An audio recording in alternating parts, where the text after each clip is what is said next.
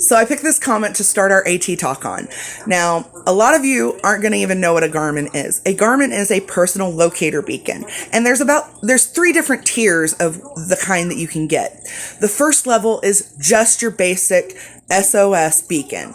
What that is it has a button on it, and if you are in trouble, if you fall down when, you went to the bathroom off trail and you fell down and you broke your leg and you can't move, you could hit that button and it sends out SOS to your people, and I believe to authorities as well, and it sends them your precise location with coordinates so they can find you.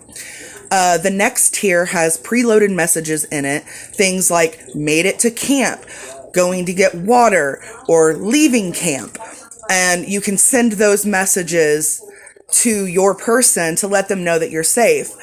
And then the top tier is basically a texting service that you can text your person, and have full conversations. It's kind of like a satellite phone without the ability to make phone calls.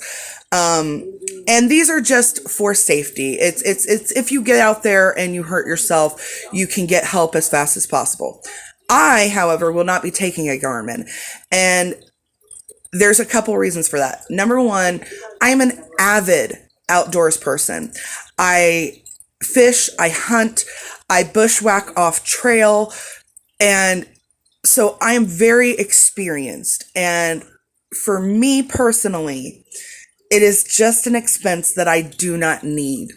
The AT is one of the most traveled footpaths in the United States, and I am starting on April 1st, which is one of the most common start dates, meaning that I'm going to be traveling with what they call the bubble. That is the bubble of people who are going to be starting on that day. So I'm not really going to be alone out there, even though I am solo hiking.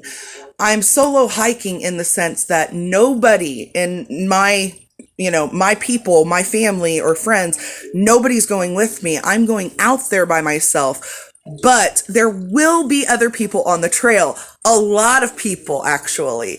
So you're never really alone on the AT unless you want to be. That being said, I could totally understand how somebody who is inexperienced would get a comfort for this, especially their family. If they're inexperienced, I could totally understand why somebody would want to pay for a Garmin and take it. But for me, I'm doing a budget run, and it's just not an expense that I really want to do. Also, on the AT, about 70% of the time, you have cell phone service. So, now you know.